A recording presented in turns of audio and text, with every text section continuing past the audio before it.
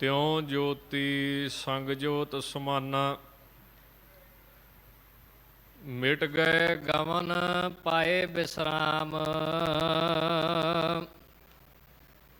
नानक प्रभ कै साध कुर्बान।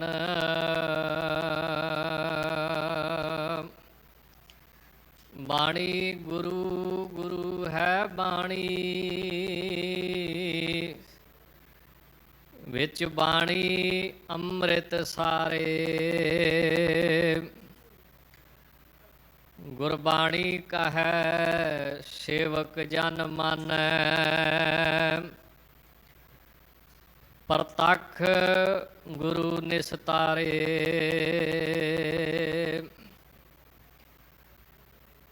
सतनाम श्री वाहिगुरु साहिब जीओ। श्लोक महला चौथा।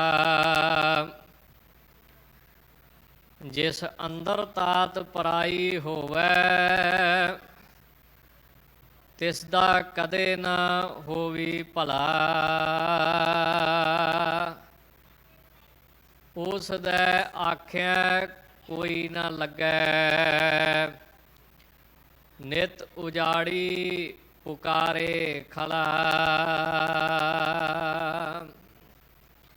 पदत पावन भगत वत्सल कृपा निधान। दसां पातशाहियां दी जोत। चवर छतर तख्त मालक। गुरता गद्दी ते विराजमान। धन गुरु ग्रंथ साहिब महाराज। सतगुरां दी पावन पवित्र हजूरी अंदर जुड़ मिल बैठी गुरु रूप खालसा साध संगत जीओ। साहिबां दा पवित्र स्थान धन गुरु तेग बहादुर साहब महाराज जिन्हां दे पवित्र स्थान ते आप संगतां दी असीस सदका हाज़री भरन दा सुभाग प्राप्त हो रहा है। आओ कुछ समा गुरमत विचार करन दी असीस बख्शो। अज जिथे इस पवित्र शब्द दी विचार आप संगत ने श्रवण करनी है, उत्थे धन गुरु अमरदास साहब महाराज का भी ज्योति जोत दिहाड़ा है। गुरु अमरदास साहब महाराज दे जीवन विचों भी कुछ सांझ पाउण दा दास यतन करेगा। एक बारी सारियां संगतां कथा तो आरंभ करन तो पहला मानचित बिरती कागर करते हुए रसना करिए पवित्र गज के आखिए जी वाहिगुरु जी का खालसा वाहिगुरु जी की फतेह। धन गुरु अमरदास साहब महाराज ऐसे सतगुरु हैं जिन्हां दी जे वडियाई सिफत करन लगीए तां गुरबाणी अंदर पवित्र वचन दर्ज कीते ने। घन हर बूंद बसोर मावल कुसुम बसंत गनंत न आवै। राव सस किरण उदर सागर को गंग तरंग अंत को पावै। रुद्र ध्यान ज्ञान सतगुर कै कब जन भल उन्हें जो गावै। भले अमरदास गुण तेरे तेरी उपमा तोहे बन आवे। गुरबाणी के अनुसार कोई सज्जन बारिश दियां बूंदां की गिणती करनी चाहे तो बड़ी कठिन गल है, पर चलो कर लवे किसी ताकत नाल, किसी करामात नाल, किसी सियाणप नाल। समुंदर की मिणती कोई सज्जन करे, गिणती कोई सज्जन करे, बसंत दे विच फुल्लां दी कोई गिणती कर वाला सज्जन होवे, औखी गल है। पर शायद किते यतन करके कर लवे। भगवान शिव तो वड्डा कोई ज्ञानी नहीं संसार दे विच होया। सब तो वड्डे ज्ञानी कौन ने? भगवान शिव। सब तो वड्डे ध्यानी कौन ने? भगवान शिव। ਇਹਨਾਂ ਦੇ ਧਿਆਨ ਦੀ ਕੋਈ ਗਿਣਤੀ ਮਿਣਤੀ, ਕੋਈ ਅੰਦਾਜ਼ਾ, ਕੋਈ ਅੰਤ ਨਹੀਂ ਲਾ ਸਕਦਾ ਹੈ। ਹੋ ਸਕਦਾ ਹੈ ਕੋਈ ਸੱਜਣ ਇਸ ਤਰ੍ਹਾਂ ਦਾ ਆਵੇ ਕਿ ਸ਼ਾਇਦ ਇਹ ਵੀ ਗੱਲ ਕਰਕੇ ਦਿਖਾ ਦੇਵੇ, ਪਰ ਜਿੰਨੇ ਪਰਉਪਕਾਰ ਧੰਨ ਗੁਰੂ ਅਮਰਦਾਸ ਸਾਹਿਬ ਤੁਸੀਂ ਕੀਤੇ ਨੇ, ਆਪ ਜੀ ਦੀ ਇਹਨਾਂ ਪਰਉਪਕਾਰਾਂ ਦੀ ਗਿਣਤੀ ਦਾ ਕੋਈ ਅੰਤ ਨਹੀਂ ਪਾ ਸਕਦਾ। ਆਪ ਜੀ ਦੀ ਸਿਫਤ ਆਪ ਜੀ ਨੂੰ ਹੀ ਬਣ ਆਉਂਦੀ ਹੈ। ਤੁਹਾਡੇ ਵਰਗਾ ਹੋਰ ਕੋਈ ਨਹੀਂ ਹੋ ਸਕਦਾ, ਆਪ ਹੀ ਹੋ। ਧੰਨ ਗੁਰੂ ਅਮਰਦਾਸ ਸਾਹਿਬ ਮਹਾਰਾਜ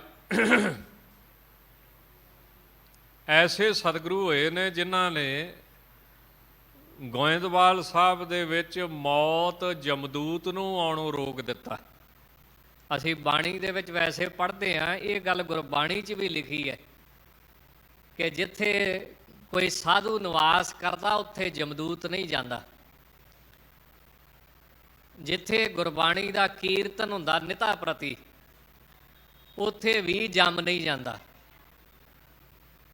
ਜਿੱਥੇ ਨਾਮ ਜਪਿਆ ਜਾਂਦਾ ਉਸ ਜਗ੍ਹਾ ਉੱਤੇ ਵੀ ਜੰਮ ਨਹੀਂ ਜਾਂਦਾ। ਤੇ ਜੇ ਕਿਤੇ ਭੁੱਲ ਭੁਲੇਖੇ ਚਲਿਆ ਜਾਵੇ ਤਾਂ ਧਰਮਰਾਜੇ ਦੀ ਇਹ ਸਖਤ ਮਨਾਹੀ ਹੈ। ਧਰਮਰਾਜੇ ਦਾ ਇਹ ਸਖਤ ਫੈਸਲਾ ਹੈ, ਹਦਾਇਤ ਹੈ ਕਿ ਉਸ ਵਾਹਿਗੁਰੂ ਨੇ ਜਮਦੂਤੋ ਨਾ ਤੁਹਾਨੂੰ ਛੱਡਣਾ ਤੇ ਨਾ ਮੈਨੂੰ ਛੱਡਣਾ। ਉਸ ਜਗ੍ਹਾ ਤੇ ਕਦੀ ਵੀ ਨਹੀਂ ਜਾਣਾ ਜਿੱਥੇ ਕੋਈ ਸਾਧੂ ਨਿਵਾਸ ਕਰਦਾ। ਇੱਕ ਦੂਸਰਾ ਕੀਰਤਨ ਹੁੰਦਾ, ਦੋ, ਤੇ ਤੀਸਰਾ ਨਾਮ ਜਪਿਆ ਜਾਂਦਾ ਹੈ, ਭਾਵ ਗੋਬਿੰਦ ਦਾ ਭਜਨ ਕੀਤਾ ਜਾਂਦਾ ਹੈ। ਆਪਾਂ ਪੜ੍ਹਦੇ ਹਾਂ ਸਾਰੇ ਜਹ ਸਾਧੂ ਗੋਬਿੰਦ ਭਜਨ ਕੀਰਤਨ ਨਾਨਕ ਨੀਤ ਅਣਾ ਹੋਂ ਅਣਾ ਤੂੰ ਨਹਿ ਛੁਟੈ ਨਿਕਟ ਨਾ ਜਾਈਓ ਹੋ ਦੂਤ। ਉਸ ਜਗ੍ਹਾ ਉੱਤੇ ਜਮਦੂਤੋ ਤੁਸੀਂ ਜਾਣਾ ਨਹੀਂ। ਜਿਸ ਜਗ੍ਹਾ ਉੱਤੇ ਸਾਧੂ ਹੈ, ਗੋਬਿੰਦ ਦਾ ਭਜਨ ਹੈ ਤੇ ਕੀਰਤਨ ਜਿੱਥੇ ਨੀਤ ਨਿਤਾ ਪ੍ਰਤੀ ਹੁੰਦਾ ਹੈ, ਵਾਹਿਗੁਰੂ ਜੀ ਦੇ ਗੁਣ ਗਾਏ ਜਾਂਦੇ ਹਨ। ਵੈਸੇ ਇਹ ਗੱਲ ਜਿਵੇਂ ਜਿਵੇਂ ਦੁਨੀਆ ਮਾਡਰਨ ਹੁੰਦੀ ਜਾਂਦੀ ਹੈ, ਵਿਗਿਆਨ ਦੀ ਬੜੀ ਤਰੱਕੀ ਹੈ, ਉਹ ਵੱਖਰੀ ਗੱਲ ਹੈ ਕਿ ਇੰਨੀ ਤਰੱਕੀ ਹੋਣ ਦੇ ਬਾਵਜੂਦ ਵੀ ਵਿਗਿਆਨ ਜਿਹੜਾ ਧਰਤੀ ਤੇ ਸਵਰਗ ਲਿਆਉਣਾ ਚਾਹੁੰਦਾ ਹੈ। ਵਿਗਿਆਨ ਨੇ ਬਾਹਰੋਂ ਸਵਰਗ ਬਣਾ ਵੀ ਦਿੱਤਾ ਧਰਤੀ ਤੇ, ਪਰ ਜਿਹੜੀ ਮਨ ਦੀ ਸ਼ਾਂਤੀ ਹੈ, ਅੰਤਰੀਵ ਸੁੱਖ ਹੈ, ਉਸ ਪਾਸੇ ਅਜੇ ਵਿਗਿਆਨ ਕੁਝ ਵੀ ਨਹੀਂ ਕਰ ਸਕਿਆ ਹੈ। ਜਿਹਨੂੰ ਗੁਰਬਾਣੀ ਕਹਿੰਦੀ ਕਿ ਉਹ ਜਿਹੜਾ ਸੁੱਖ ਹੈ ਉਹ ਸਿਮਰਨ ਕਰਕੇ ਪ੍ਰਾਪਤ ਹੁੰਦਾ ਹੈ, ਉਹ ਸਾਧ ਸੰਗਤ ਕਰਕੇ ਪ੍ਰਾਪਤ ਹੁੰਦਾ ਹੈ। ਵਿਗਿਆਨ ਨੇ ਇੰਨੀ ਤਰੱਕੀ ਕਰ ਦਿੱਤੀ ਹੈ, ਉਹ ਕਹਿੰਦੇ ਅਸੀਂ ਸਵਰਗ ਥੱਲੇ ਲੈ ਆਉਣਾ ਧਰਤੀ ਤੇ ਕਿਸੇ ਨੇ ਮਖੌਲ ਵੀ ਕੀਤਾ ਵੀ ਕੋਈ ਸੱਜਣ ਸਵਰਗਾਂ ਦੇ ਵਿੱਚ ਚਲੇ ਗਿਆ, ਉੱਥੇ ਕੀ ਦੇਖਦਾ ਹੈ ਵੀ ਕਈ ਬੰਦਿਆਂ ਨੂੰ ਸੰਗਲ ਪਾ ਕੇ ਬੰਨਿਆ ਹੋਇਆ। ਬੜੀ ਹੈਰਾਨੀ ਹੋਈ ਵੀ ਸਵਰਗ ਦੇ ਵਿੱਚ ਸੰਗਲ ਪਾ ਕੇ ਬੰਨਿਆ ਹੋਇਆ। ਨਰਕਾਂ ਦੇ ਵਿੱਚ ਤੇ ਸੰਗਲ ਪਾ ਕੇ ਬੰਨੇ ਸੁਣੀਦੇ ਸੀ, ਫਿਰ ਸਵਰਗਾਂ 'ਚ ਕਦੋਂ ਤੋਂ ਸੰਗਲ ਪਾ ਕੇ ਕੁਝ ਬੰਦੇ ਬੰਨੇ ਹੋਏ। ਹੈਰਾਨੀ ਦੀ ਹੱਦ ਨਾ ਹੋਈ ਤਾਂ ਉਹ ਪੁੱਛਣ ਲੱਗਾ ਸੱਜਣ ਧਰਮਰਾਜੇ ਨੂੰ ਵੀ ਮਹਾਰਾਜ ਇਹ ਕੀ ਗੱਲ ਹੈ। ਕਹਿੰਦੇ ਇਹ ਬੰਦੇ ਭੱਜਣਾ ਚਾਹੁੰਦੇ ਨੇ, ਸਵਰਗਾਂ 'ਚੋਂ ਭੱਜਣਾ ਚਾਹੁੰਦੇ ਨੇ ਤੇ ਭੱਜ ਕੇ ਜਾਣਾ ਕਿੱਥੇ ਚਾਹੁੰਦੇ। ਕਹਿੰਦੇ ਅਮਰੀਕਾ, ਕੈਨੇਡਾ, ਫੋਰਨ। ਜਿਹੜਾ ਸਵਰਗ ਗ੍ਰੰਥਾਂ 'ਚ ਦੱਸਿਆ ਸੀ, ਉਸ ਸਵਰਗ ਨਾਲੋਂ ਸੋਹਣਾ ਸਵਰਗ ਤੇ ਲੋਕ ਇੱਧਰ ਬਣਾ ਕੇ ਬਹਿ ਗਏ ਨੇ। ਇਸ ਕਰਕੇ ਹੁਣ ਉਹਨਾਂ ਸਵਰਗਾਂ ਦੀ ਬਹੁਤੀ ਕੋਈ ਗੱਲ ਰਹਿ ਨਹੀਂ ਗਈ। ਇਹ ਸਵਰਗਾਂ ਵਾਲੀ ਪਹੇਲੀ ਜਿਹੜੀ ਹੈ, ਜਿਵੇਂ ਜਿਵੇਂ ਸਾਇੰਸ ਤਰੱਕੀ ਕਰਦੀ ਪਈ ਹੈ, ਉਸੇ ਤਰ੍ਹਾਂ ਹੀ ਹੋਰ ਵੱਧਦੀ ਜਾ ਰਹੀ ਹੈ, ਹੋਰ ਬਣੀ ਜਾ ਰਹੀ ਹੈ ਕਿ ਇਹਦੇ ਪਿੱਛੇ ਕੀ ਸੱਚ ਹੈ। ਕਿਸੇ ਅਧਿਆਪਕ ਨੂੰ ਉਹਦੇ ਵਿਦਿਆਰਥੀ ਨੇ ਪੁੱਛਿਆ, ਹੁਣ ਜਦੋਂ ਸਾਇੰਸ ਇੰਨੀ ਤਰੱਕੀ ਕਰ ਗਈ ਹੈ, ਲੋਕ ਬੜੇ ਸਮਝਦਾਰ ਸਿਆਣੇ ਹੋ ਗਏ ਨੇ, ਤਾਂ ਉਹਦੇ ਮਨ ਦੇ ਵਿੱਚ ਇੱਕ ਗੱਲ ਖੜਕਦੀ ਰਹਿੰਦੀ ਸੀ ਵੀ ਜਿਹੜਾ ਇਹ ਸਾਰੇ ਧਰਮਾਂ ਵਾਲੇ ਕਹਿੰਦੇ ਨੇ ਵੀ ਰੱਬ ਹਿਸਾਬ ਲੈਂਦਾ ਹੈ, ਇਹ ਰੱਬ ਕਿੱਦਾਂ ਹਿਸਾਬ ਲੈਂਦਾ ਹੈ। ਤਾਂ ਉਹਨੇ ਆਪਣੇ ਅਧਿਆਪਕ ਨੂੰ ਪੁੱਛਿਆ, ਪੀਰ ਜੀ ਵੀ ਪਰਮੇਸ਼ਰ ਖੁਦਾ ਆਖਰਾਤ, ਮੁਸਲਮਾਨ ਆਖਰਾਤ ਕਹਿ ਦਿੰਦੇ ਨੇ, ਆਖਰਾਤ ਹਿਸਾਬ ਕਿਸ ਤਰ੍ਹਾਂ ਹੋਵੇਗਾ। ਉਹ ਸਮਝਦੇ ਸੀ ਵੀ ਨਵੇਂ ਵਿਚਾਰਾਂ ਦਾ ਧਾਰਨੀ ਹੈ। ਉਹ ਜਿਹੜੀਆਂ ਪੁਰਾਣੀਆਂ ਗੱਲਾਂ ਦੱਸੀਆਂ ਨਾ ਵੀ ਤੂੰ ਬਹਿਸ਼ਤਾਂ 'ਚ ਜਾਏਗਾ, ਤੈਨੂੰ ਹੂਰਾਂ ਮਿਲਣਗੀਆਂ, ਅੰਗੂਰਾਂ ਦੀ ਸ਼ਰਾਬ ਮਿਲੇਗੀ, ਇਹੋ ਜਿਹੀਆਂ ਗੱਲਾਂ ਜਿਹੜੀਆਂ ਨੇ ਇਹਨਾਂ ਨੂੰ ਹੁਣ ਕਿਸੇ ਨੇ ਮੰਨਣਾ ਨਹੀਂ। ਇਹਦੀਆਂ ਧੱਜੀਆਂ ਡਾ ਦੇਣੀਆਂ ਨੇ ਦਲੀਲ ਨੇ ਤੇ ਤਰਕ ਨੇ। ਇਹਨੂੰ ਕੋਈ ਇਹੋ ਜਿਹੀ ਗੱਲ ਦੱਸਣੀ ਚਾਹੀਦੀ ਜਿਹਦੇ ਨਾਲ ਇਹਦੀ ਮਨ ਦੀ ਤਸੱਲੀ ਹੋਵੇ ਤੇ ਧਰਮ ਤੇ ਯਕੀਨ ਹੋਵੇ। ਕਿਉਂ ਗੁਰਬਾਣੀ ਕਹਿੰਦੀ ਹੈ, ਅਮਲ ਸਿਰਾਨੋ ਲੇਖਾ ਦੇਣਾ, ਆਏ ਕਠਨ ਦੂਤ ਜਮ ਲੈਣਾ, ਕਿਆ ਤੈ ਖੱਟਿਆ ਕਹਾਂ ਗਵਾਇਆ, ਚਲੋ ਸਿਤਾਬ ਦੀਵਾਨ ਬੁਲਾਇਆ, ਹਰ ਫੁਰਮਾਨ ਦਰਗਹਿ ਕਾ ਆਇਆ। ਤੇਰੇ ਤੋਂ ਹਿਸਾਬ ਇੱਕ ਦਿਨ ਲਿਆ ਜਾਵੇਗਾ ਗੁਰਬਾਣੀ ਦੇ ਅਨੁਸਾਰ। ਤਾਂ ਉਹ ਅਧਿਆਪਕ ਬੜਾ ਸਿਆਣਾ ਸੀ, ਸਮਝਦਾ ਸੀ ਵੀ ਅੱਜ ਕੱਲ੍ਹ ਜਿਹੋ ਜਿਹੇ ਵਿਚਾਰ ਚੱਲਦੇ ਨੇ। ਉਹ ਕਹਿਣ ਲੱਗਾ, ਐਂ ਕਰੋ ਵੀ ਤੁਸੀਂ ਰੁਪਈਏ ਕਿੰਨੇ ਨੇ ਤੁਹਾਡੇ ਪਾਸ। ਤਾਂ ਉਹ ਚੇਲਾ ਕਹਿਣ ਲੱਗਾ, ਜੀ 100 ਰੁਪਈਆ। 4-5 ਵਿਦਿਆਰਥੀ ਇਕੱਠੇ ਕੀਤੇ ਅਧਿਆਪਕ ਨੇ। ਉਹ ਕਹਿੰਦੇ ਇਸ 100 ਰੁਪਈਏ ਨੂੰ ਤੁਹਾਨੂੰ ਨਾ 4 'ਚ ਵੰਡਣਾ, ਤੇ ਫਿਰ ਮੈਂ ਤੁਹਾਨੂੰ ਸਮਝਾਊਂਗਾ ਕਿ ਰੱਬ ਦੀ ਦਰਗਾਹ 'ਚ ਹਿਸਾਬ ਕਿਸ ਤਰ੍ਹਾਂ ਕਰੀਦਾ ਹੈ। ਹੁਣ 4 ਜਾਣੇ 100 ਰੁਪਈਆ ਪਹਿਲੇ ਨੂੰ 75 ਦੇ ਤੇ ਰਹਿ ਗਏ 25। 25 ਨੂੰ ਬਾਕੀ 3 'ਚ ਵੰਡਣਾ ਸੀ। ਇੱਕ ਨੂੰ ਆਪਣੇ 5 ਦੇ ਤੇ, ਦੂਜੇ ਨੂੰ 10 ਦੇ ਤੇ। ਇਸ ਤਰ੍ਹਾਂ ਜਿੰਨੇ ਸਵਾਲ ਪੁੱਛਿਆ ਸੀ ਉਹਨੂੰ ਸਿਰਫ ਰੁਪਈਆ ਦਿੱਤਾ। ਉਹਨੇ ਆਪਣੀ ਹੱਦ ਤੱਕ ਮਹਿਸੂਸ ਕੀਤੀ ਵੀ ਅਧਿਆਪਕ ਮੇਰੀ ਗੱਲ ਦਾ ਜਵਾਬ ਨਹੀਂ ਦੇ ਸਕਿਆ, ਤਰੀਕੇ ਨਾਲ ਮੇਰੀ ਬੇਇੱਜ਼ਤੀ ਕੀਤੀ ਆ ਵੀ ਮੈਂ ਸਵਾਲ ਕਿਉਂ ਪੁੱਛਿਆ। ਕਿਉਂ ਜਿਹੜਾ ਬੰਦਾ ਸਵਾਲ ਕਰੇਗਾ, ਇਸੇ ਕਰਕੇ ਸਰਕਾਰਾਂ ਜਿਹੜੀਆਂ ਨੇ ਨਾ ਉਹ ਨਹੀਂ ਚਾਹੁੰਦੀਆਂ ਵੀ ਤੁਹਾਡੇ ਬੱਚੇ ਪੜ੍ਹਨ। ਜਿਹੜਾ ਬੰਦਾ ਪੜ੍ਹੇਗਾ ਉਹ ਸਵਾਲ ਕਰੇਗਾ, ਤੇ ਸਰਕਾਰਾਂ ਤੇ ਚਾਹੁੰਦੀਆਂ ਨੇ ਵੀ ਤੁਸੀਂ ਅੱਖਾਂ ਬੰਦ ਕਰਕੇ ਜੋ ਹੁੰਦਾ ਹੋਈ ਜਾਣ ਦਿਓ, ਬਸ ਸਾਨੂੰ ਨਾ ਪੁੱਛੋ, ਅਸੀਂ ਜੋ ਕਰਦੇ ਠੀਕ ਆ। ਵਿਦਿਆ ਇਸੇ ਕਰਕੇ ਤੁਸੀਂ ਦੇਖੋਗੇ ਡੇਰਿਆਂ 'ਚ ਬਹੁਤੀ ਪੜ੍ਹਾਈ ਨਹੀਂ ਜਾਂਦੀ। ਕਿਉਂ ਜਿਹੜੀਆਂ ਉਹ ਗਲਤੀਆਂ ਕਰਦੇ, ਕੁਤਾਹੀਆਂ ਕਰਦੇ ਨੇ। ਕੋਈ ਸਮਾਂ ਸੀ ਦੋਸ਼ ਲੱਗਦਾ ਹੁੰਦਾ ਸੀ ਪੈਸੇ ਦਾ, ਔਰਤ ਦਾ। ਅੱਜ ਕੱਲ੍ਹ ਕੀ ਦੋਸ਼ ਲੱਗਦੇ, ਇੰਨੇ ਮਾੜੇ ਦੋਸ਼ ਵੀ ਬੰਦਾ ਬੰਦੇ ਨਾਲ ਹੀ ਸੁੱਤਾ ਫੜਿਆ ਗਿਆ। ਇੰਨਾ ਕਲਯੁਗ, ਉਹ ਵੀ ਡੇਰਿਆਂ 'ਚ ਜਿਹੜੇ ਧਰਮ ਦੇ ਨਾਂ 'ਤੇ ਧੰਦਾ ਚਲਾਉਂਦੇ ਆਪਦਾ। ਇਹ ਹਾਲਾਤ ਬਣੇ ਫਿਰਦੇ ਨੇ ਧਾਰਮਿਕ ਜਗ੍ਹਾ ਦੇ। ਤੇ ਜੇ ਕਿਸੇ ਨੇ ਗੁਰਬਾਣੀ ਪੜ੍ਹ ਲਈ ਤੇ ਉਹਨੇ ਸਵਾਲ ਕਰਨਾ ਵਾ ਵੀ ਤੇਰੀ ਕਰਤੂਤ ਕੀ ਹੈ, ਵੀ ਤੂੰ ਗੁਰਬਾਣੀ ਅਨੁਸਾਰ ਇਹ ਠੀਕ ਕਰਦਾ ਪਿਆ ਕਿ ਗਲਤ ਕਰਦਾ ਪਿਆ। ਆਹ ਹਾਲ ਆ ਧਾਰਮਿਕ ਡੇਰਿਆਂ ਦੇ, ਧਾਰਮਿਕ ਜਗ੍ਹਾ ਦੇ। ਐਵੇਂ ਨਹੀਂ ਮਹਾਰਾਜ ਨੇ ਕਹਿ ਦਿੱਤਾ ਵੀ ਸਗਲ ਧਰਮ ਹੈ ਗ੍ਰਸਤ ਪ੍ਰਧਾਨ ਹੈ, ਮਾਤਾ ਹੋਵੇ, ਪਿਤਾ ਹੋਵੇ, ਭੈਣ ਹੋਵੇ, ਅਗਲਾ ਫੇਰ ਵੀ ਬੰਦਾ ਧਰਮ ਰੱਖਦਾ, ਸੰਗਦਾ, ਮਾਂ ਪਿਓ ਦੀ ਇੱਜ਼ਤ ਤੋਂ ਡਰਦਾ, ਸ਼ਰਮ ਮਹਿਸੂਸ ਕਰਦਾ। ਵਿਦਿਆਰਥੀ ਨੇ ਸਮਝਿਆ ਵੀ ਮੇਰੇ ਉਸਤਾਦ ਨੇ ਮੇਰੀ ਕੀਤੀ ਆ ਬੇਇੱਜ਼ਤੀ। ਚਲੋ 100 ਰੁਪਈਆ ਵੰਡ ਕੇ ਉਸਤਾਦ ਕਹਿਣ ਲੱਗਾ ਵੀ ਫਲਾਨੇ ਦਿਨ ਇਹ ਰੁਪਈਏ ਖਰਚ ਕੇ ਇਹਨਾਂ ਦਾ ਹਿਸਾਬ ਲਿਖ ਲਿਓ ਤੇ ਤੰਦੂਰ ਵਾਲੇ ਦੀ ਦੁਕਾਨ ਤੇ ਆ ਜਿਓ, ਉੱਥੇ ਹਿਸਾਬ ਹੋਵੇਗਾ। ਮੰਨ ਲਓ ਹਫ਼ਤੇ ਦਾ ਟਾਈਮ ਦੇਤਾ ਹੋਊਗਾ, ਅਗਲੇ ਹਫ਼ਤੇ ਸੋਮਵਾਰ ਆ ਜਿਓ ਤੰਦੂਰ ਵਾਲੇ ਦੀ ਦੁਕਾਨ ਤੇ। ਸਾਰੇ ਆ ਗਏ ਤਾਂ ਅਧਿਆਪਕ ਨੂੰ ਕਹਿਣ ਲੱਗੇ, ਮਹਾਰਾਜ ਸਵਾਲ ਕੀਤਾ ਸੀ ਵੀ ਆਖਰਾਤ ਬੰਦੇ ਤੋਂ ਉਹਦੇ ਮਾੜੇ ਤੇ ਚੰਗੇ ਕੰਮਾਂ ਦਾ ਰੱਬ ਹਿਸਾਬ ਕਿਵੇਂ ਲਵੇਗਾ? ਤਾਂ ਕਹਿਣ ਲੱਗੇ ਵੀ ਇਦਾਂ ਕਰੋ ਵੀ ਤੰਦੂਰ ਤਪਦਾ ਪਿਆ, ਕਹਿੰਦੇ ਜੀ ਤਪਦਾ ਪਿਆ, ਕਹਿੰਦੇ ਵੇਖ ਲਓ ਚੰਗੀ ਤਰ੍ਹਾਂ।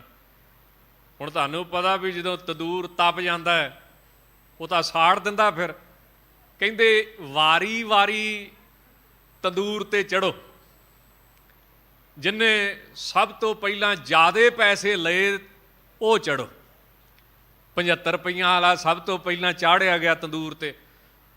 ਹੁਣ ਜਿੰਨੇ ਪੈਸੇ ਸੀ ਹਿਸਾਬ ਵੀ ਉਨਾ ਹੀ ਵੱਡਾ ਸੀ, ਇਸ ਕਰਕੇ ਪੈਰ ਬਹੁਤੇ ਸੜੇ, ਛਾਲੇ ਪੈ ਗਏ। ਹਿਸਾਬ ਦਿੰਦਿਆਂ ਦਿੰਦਿਆਂ ਦੇ ਅੱਖਾਂ 'ਚ ਅਥਰੂ ਆ ਗਏ, ਰੋਣਾ ਨਿਕਲ ਗਿਆ, ਪੈਰ ਥੱਲੇ ਲੱਗਣ ਨਾ, ਬੜੀ ਮੁਸ਼ਕਲ ਨਾਲ ਹਿਸਾਬ ਦੇ ਕੇ ਥੱਲੇ ਉਤਰਿਆ। ਇਸੇ ਤਰ੍ਹਾਂ ਫਿਰ 10 ਵਾਲੇ ਨੇ ਹਿਸਾਬ ਦਿੱਤਾ, ਉਹਦੇ ਘੱਟ ਸੜੇ। 5 ਵਾਲੇ ਨੇ ਹਿਸਾਬ ਦਿੱਤਾ, ਉਹਦੇ ਹੋਰ ਘੱਟ ਸੜੇ। ਤੇ ਜਿਹਨੇ ਸਵਾਲ ਕੀਤਾ ਸੀ ਉਹਨੂੰ ਕਹਿੰਦੇ ਤੈਨੂੰ ਰੁਪਈਆ ਦਿੱਤਾ ਸੀ, ਚੜ੍ਹ ਤੰਦੂਰ ਤੇ। ਤਾਂ ਜਦੋਂ ਤੰਦੂਰ ਤੇ ਚੜ੍ਹਿਆ ਤਾਂ ਉਸੇ ਵੇਲੇ ਕਹਿੰਦਾ ਜੀ ਰੁਪਈਏ ਦਾ ਕੀ ਆਉਣਾ ਸੀ, ਕੁਝ ਮਿਰਚਾਂ ਲਈਆਂ ਕਹਿ ਕੇ ਥੱਲੇ ਉਤਰ ਆਇਆ।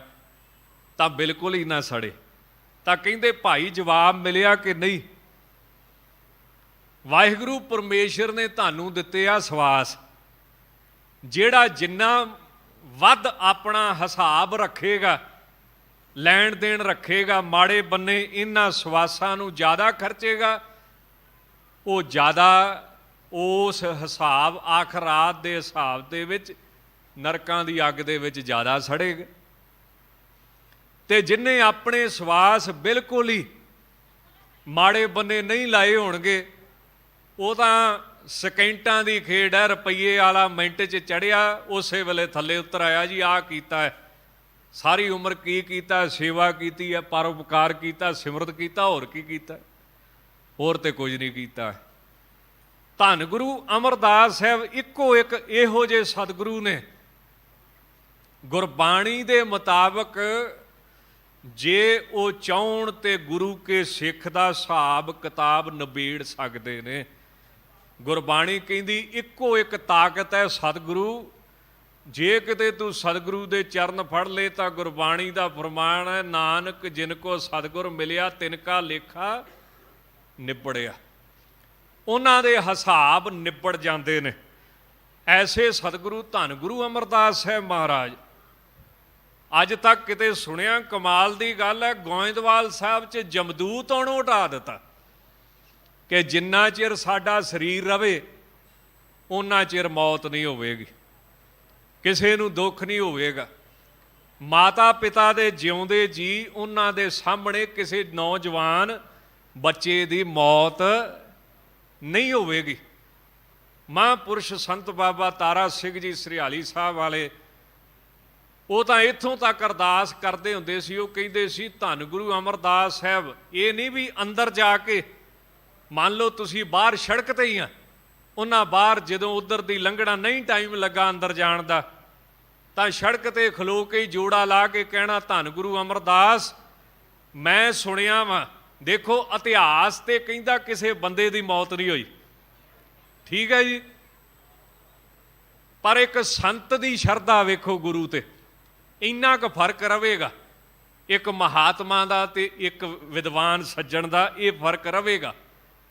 ਇੱਕ ਵਿਦਵਾਨ ਸੱਜਣ ਕਹਿੰਦਾ ਕਿਸੇ ਦੀ ਮੌਤ ਨਹੀਂ ਹੋਈ, ਪਰ ਇੱਕ ਸੰਤ ਕਹਿੰਦਾ ਮੈਂ ਸੁਣਿਆ ਵਾਂ ਕਿ ਜਿਹੜਾ ਪੰਛੀ ਵੀ ਤੇਰੀ ਨਗਰੀ ਦੀ ਉੱਤੋਂ ਦੀ ਉੱਡ ਕੇ ਲੰਘ ਗਿਆ ਉਹ ਵੀ 84 'ਚ ਨਹੀਂ ਪਿਆ। ਭਾਵਨਾ ਦਾ ਫਰਕ ਵੇਖਿਓ ਤੁਸੀਂ। ਹੁਣ ਵਿਦਵਾਨ ਕੀ ਕਹਿੰਦਾ ਹੈ, ਇਤਿਹਾਸ ਕੀ ਕਹਿੰਦਾ ਹੈ? ਕਿਸੇ ਸੱਜਣ ਦੀ ਮੌਤ ਨਹੀਂ ਹੋਈ, ਪਰ ਇੱਕ ਸੰਤ ਕੀ ਕਹਿੰਦਾ ਹੈ, ਜਿਹੜਾ ਪੰਛੀ ਵੀ ਤੇਰੀ ਨਗਰੀ ਥਾਣੀ ਲੰਘ ਗਿਆ ਉਹਨੂੰ ਵੀ ਜਮਾਂ ਦਾ ਮੂੰਹ ਨਹੀਂ ਵੇਖਣਾ ਪਿਆ। ਤੇ ਧੰਨ ਗੁਰੂ ਅਮਰਦਾਸ ਸਾਹਿਬ ਮੇਰੇ ਤੇ ਵੀ ਕਿਰਪਾ ਕਰੀ, ਮੇਰੇ ਤੇ ਵੀ ਤਰਸ ਕਰੀ। ਤੇ ਬਾਣੀ ਦੇ ਵਿੱਚ ਇਹ ਪਵਿੱਤਰ ਬਚਨ ਦਰਜ ਕੀਤੇ ਹੋਏ ਨੇ, ਗੁਰ ਅਮਰਦਾਸ ਪਰਸੀਐ ਪੋਹ ਪਾਤਕ ਬਿਨਾਸੈ, ਗੁਰ ਅਮਰਦਾਸ ਪਰਸੀਐ ਸਿੱਧ ਸਾਧਕਾ ਸਾਸੈ, ਗੁਰ ਅਮਰਦਾਸ ਪਰਸੀਐ ਧਿਆਨ ਲਈਐ ਭਉ ਮੁਕੈ, ਗੁਰ ਅਮਰਦਾਸ ਪਰਸੀਏ ਭਉ ਲੱਭੇ ਗਉ ਚੁੱਕੈ, ਇੱਕ ਬਿਨ ਦੁੱਗਣ ਜੋ ਤੋ ਰਹੈ। ਸ਼ਰਤ ਕੀ ਹੈ? ਇੱਕ ਗੁਰੂ ਅਮਰਦਾਸ ਨਾਲ ਰਹਿਣਾ ਪਵੇਗਾ। ਇਹ ਨਹੀਂ ਅੱਜ ਗੁਰੂ ਅਮਰਦਾਸ ਤੇ ਕੱਲ ਤੂੰ ਕਿਤੇ ਹੋਰ। ਸਾਰੀਆਂ ਗਿਣਤੀਆਂ ਮਿਣਤੀਆਂ ਛੱਡਣੀਆਂ ਪੈਣਗੀਆਂ। ਇੱਕ ਗੁਰੂ ਗ੍ਰੰਥ ਸਾਹਿਬ ਤੇ ਭਰੋਸਾ ਕਰਨਾ ਪਵੇਗਾ।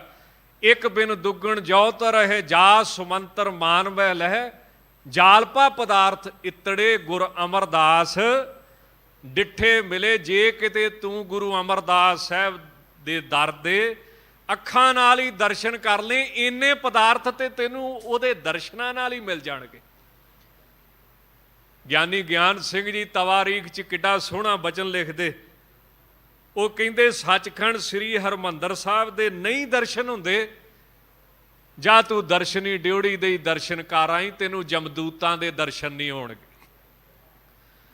ਤੈਨੂੰ ਜਮਾਂ ਦਾ ਮੂੰਹ ਨਾ ਦੇਖਣਾ ਪਵੇਗਾ ਜੇ ਤੂੰ ਗੁਰੂ ਦੇ ਦਰ ਦੇ ਹੀ ਦਰਸ਼ਨ ਕਰ ਲਿਆ ਕਰੇਗਾ।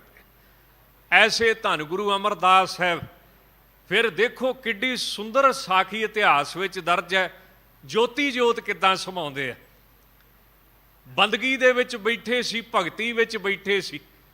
ਬੀਬੀ ਭਾਨੀ ਜੀ ਬੜੇ ਪ੍ਰੇਮ ਦੇ ਨਾਲ ਸੇਵਾ ਕਰਕੇ ਮਹਾਰਾਜ ਨੂੰ ਵਸ ਦੇ ਵਿੱਚ ਕੀਤਾ ਸੀ। ਭਾਵੇਂ ਸਪੁੱਤਰੀ ਸਨ, ਪਰ ਸਤਿਗੁਰੂ ਤੇ ਸੇਵਾ ਕਰਕੇ ਵਸ ਵਿੱਚ ਹੁੰਦੇ ਨੇ, ਸਿਮਰਨ ਕਰਕੇ ਵਸ ਵਿੱਚ ਹੁੰਦੇ ਨੇ।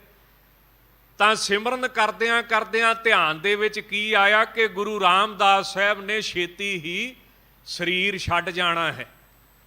ਗੁਰੂ ਰਾਮਦਾਸ ਸਾਹਿਬ ਦੀ ਉਮਰ ਬਹੁਤ ਥੋੜੀ ਹੈ।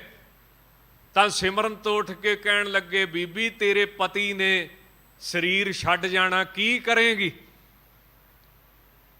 ਤਾਂ ਕਹਿੰਦੇ ਬੀਬੀ ਭਾਨੀ ਜੀ ਦੇ ਮਨ ਦੇ ਵਿੱਚ ਵਿਚਾਰ ਆਈ ਕਿ ਪਿਤਾ ਸਤਿਗੁਰੂ ਦਾ ਬਚਨ ਅੱਜ ਤੱਕ ਮਿਥਿਆ ਨਹੀਂ ਹੋਇਆ। ਜੇ ਇਹਨਾਂ ਨੇ ਇਹ ਬਚਨ ਕੀਤਾ ਹੈ ਤਾਂ ਜ਼ਰੂਰ ਮੇਰੇ ਪਤੀ ਸ੍ਰੀ ਗੁਰੂ ਰਾਮਦਾਸ ਸਾਹਿਬ ਸਰੀਰ ਛੱਡ ਜਾਣਗੇ। ਤਾਂ ਉੱਥੇ ਇਤਿਹਾਸ ਨੇ ਚਲੋ ਇਸ ਤਰ੍ਹਾਂ ਦੀ ਗੱਲ ਵੀ ਲਿਖੀ ਹੈ। ਇਹਨੂੰ ਮਹਾਂਪੁਰਸ਼ਿਤ ਨਹੀਂ ਮੰਨਦੇ ਵੀ ਬੀਬੀ ਜੀ ਨੇ ਆਪਣੀ ਨੱਥ ਜਿਹੜੀ ਆ ਉਹ ਲਾ ਕੇ ਸਤਿਗੁਰਾਂ ਦੇ ਅੱਗੇ ਰੱਖ ਦਿੱਤੀ ਤੇ ਕੀ ਆਖਿਆ, ਫਿਰ ਮੈਂ ਕੀ ਕਰ ਸਕਦੀ ਹਾਂ। ਕਿਉਂ ਬੀਬੀ ਭਾਨੀ ਜੀ ਨੇ 3 ਭੱਬੇ ਮੰਨੇ ਨਾ ਸਾਰੀ ਉਮਰ। ਭਾਣਾ ਮੰਨਣਾ ਹੈ ਤੇ ਵਿਧਵਾ ਵਾਲੇ ਧਰਮ ਜਿਹੜੇ ਨੇ ਉਹ ਮੈਂ ਧਾਰਨ ਕਰਾਂਗੀ। ਧੰਨ ਗੁਰੂ ਅਮਰਦਾਸ ਸਾਹਿਬ ਸੇਵਾ ਤੋਂ ਬੜੇ ਪ੍ਰਸੰਨ ਸਨ। ਤਾਂ ਸਤਿਗੁਰਾਂ ਦੇ ਮਨ ਦੇ ਵਿੱਚ ਇਹ ਪਵਿੱਤਰ ਫੁਰਨਾ ਆਇਆ।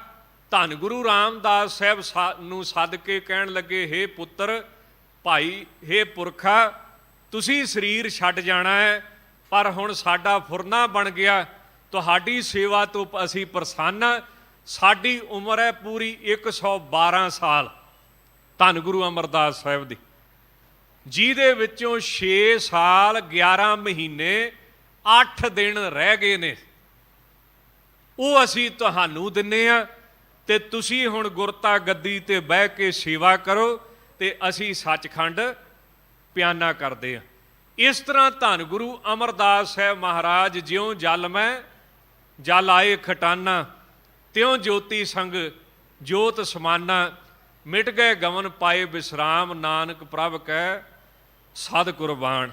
ਇਸ ਤਰ੍ਹਾਂ ਗਰੀਬ ਨਵਾਜ ਧੰਨ ਗੁਰੂ ਅਮਰਦਾਸ ਸਾਹਿਬ ਮਹਾਰਾਜ ਅੱਜ ਪੁੰਨਿਆਂ ਦੇ ਦਿਹਾੜੇ ਤੇ ਗੋਇੰਦਵਾਲ ਸਾਹਿਬ ਦੀ ਪਵਿੱਤਰ ਧਰਤੀ ਉੱਤੇ ਜੋਤੀ ਜੋਤ ਗਰੀਬ ਨਵਾਜ ਸਮਾਏ ਸਨ। ਐਸੇ ਸਤਿਗੁਰੂ ਦੀਨ ਦਇਆਲ ਏਡੇ ਵੱਡੇ ਗੁਣਾਂ ਦੇ ਭਰੇ ਹੋਏ, ਏਡੇ ਵੱਡੇ। ਹੁਣ ਜੇ ਗੱਲ ਕਰੀਏ, ਜਿੰਨਾ ਵੀ ਵਿਦਵਾਨਾਂ ਦਾ ਸਾਹਿਤ ਹੈ ਉਹਨਾਂ ਨੇ ਮਾਇਆ ਦੀ ਵਿਆਖਿਆ ਕੀਤੀ ਹੈ ਅਨਰਵਚਨੀ। ਮਾਇਆ ਕੀ? ਅਨਰਵਚਨੀ, ਕੁਝ ਨਹੀਂ ਕਿਹਾ ਜਾ ਸਕਦਾ। ਅਚਰਜ ਕੁਝ ਵੀ ਨਹੀਂ ਕਹਿ ਸਕਦੇ। ਜੇ ਝੂਠੀ ਕਹੀਏ ਤਾਂ ਆਪਾਂ ਸਾਰੇ ਗੁਰੂ ਮਹਾਰਾਜ ਦੀ ਹਜ਼ੂਰੀ 'ਚ ਬੈਠੇ ਹਾਂ ਜੀ, ਕਿ ਝੂਠੇ ਬੈਠੇ ਆ। ਜੇ ਸੱਚੀ ਕਹੀਏ ਤੇ ਬੰਦੇ ਦੀ ਮੌਤ ਤੋਂ ਬਾਅਦ ਬੰਦਾ ਲੱਭਦਾ ਹੀ ਨਹੀਂ ਕਿੱਧਰ ਗਿਆ। ਇਸ ਕਰਕੇ ਵਿਦਵਾਨਾਂ ਨੇ ਹਰ ਤਰ੍ਹਾਂ ਦੇ ਵਿਚਾਰ ਗੁਰਬਾਣੀ 'ਚ ਆਉਂਦੇ ਨੇ। ਮਾਇਆ ਨੂੰ ਕੀ ਕਹਿ ਦਿੱਤਾ? ਅਨਰਵਚਨੀ। ਹੁਣ ਧੰਨ ਗੁਰੂ ਅਮਰਦਾਸ ਸਾਹਿਬ ਕਿਤੇ ਪੜ੍ਹਨ ਨਹੀਂ ਗਏ, ਉਹ ਕਿਸੇ ਪਾਸੋਂ ਵਿਦਾਂਤ ਪੜ੍ਹ ਨਹੀਂ ਗਏ, ਨਿਆਏ ਪੜ੍ਹ ਨਹੀਂ ਗਏ, ਫਿਲਾਸਫੀ ਪੜ੍ਹ ਨਹੀਂ ਗਏ। ਕੀ ਕੀਤਾ? 12 ਸਾਲ ਧੰਨ ਗੁਰੂ ਅੰਗਦ ਦੇਵ ਸਾਹਿਬ ਦੀ ਸੇਵਾ ਕੀਤੀ, ਨਾਲ 84 ਪਾਠ ਜਪਜੀ ਸਾਹਿਬ ਦੇ ਹਰ ਰੋਜ਼ ਕਰਦੇ ਰਹੇ। ਜਦੋਂ ਸਤਿਗੁਰੂ ਜੀ ਨੂੰ ਪੁੱਛਿਆ ਕਿ ਮਾਇਆ ਕੀ ਆ, ਹੁਣ ਅਨਰਵਚਨੀ ਕਹਿ ਦੇਣਾ ਇਹ ਤਾਂ ਵਿਦਵਾਨਾਂ ਦੀ ਗੱਲ ਹੋ ਗਈ ਨਾ, ਪਰ ਆਮ ਸਧਾਰਨ ਸਿੱਖ ਨੂੰ ਕਿੱਦਾਂ ਸਮਝ ਆਵੇ ਵੀ ਮਾਇਆ ਕੀ ਹੈ? ਤਾਂ ਏਡੀ ਸੌਖੀ ਵਿਆਖਿਆ ਕਰਤੀ ਮਾਇਆ ਦੀ, ਜਿਹੜੀ ਵਿਆਖਿਆ ਅੱਜ ਤੱਕ ਦੁਨੀਆ ਦਾ ਕੋਈ ਗ੍ਰੰਥ ਹੀ ਨਹੀਂ ਕਰ ਸਕਿਆ ਹੈ। ਉਹ ਕੀ? ਲਿਵ ਛੁੜਕੀ ਲੱਗੀ ਤ੍ਰਿਸ਼ਨਾ ਮਾਇਆ ਅਮਰ ਵਰਤਾਇਆ, ਇਹ ਮਾਇਆ ਜਿਤ ਹਰ ਵਿਸਰੈ ਮੋਹ ਉਪਜੈ ਭਾਉ। ਮਾਇਆ ਉਹ ਚੀਜ਼ ਹੈ ਜਿਹੜੀ ਰੱਬ ਤੋਂ ਤੋੜ ਦਵੇ। ਇਹ ਕੋਈ ਵੀ ਹੋ ਸਕਦੀ ਹੈ, ਤੇ ਜਿਹੜੀ ਚੀਜ਼ ਦੇ ਨਾਲ ਤੈਨੂੰ ਰੱਬ ਚੇਤੇ ਆਵੇ ਉਹ ਮਾਇਆ ਕਿੱਦਾਂ ਹੋਈ? ਜੇ ਤਾਂ ਪਰਿਵਾਰ ਨੇ ਤੈਨੂੰ ਵਾਹਿਗੁਰੂ ਜੀ ਨੂੰ ਭੁਲਾਤਾ, ਫਿਰ ਪਰਿਵਾਰ ਕੀ ਹੋਇਆ? ਮਾਇਆ। ਜੇ ਦੁਕਾਨ ਨੇ ਤੈਨੂੰ ਗੁਰਦੁਆਰਾ ਹੀ ਭੁਲਾਤਾ ਤਾਂ ਦੁਕਾਨ ਕੀ ਹੋਈ? ਮਾਇਆ।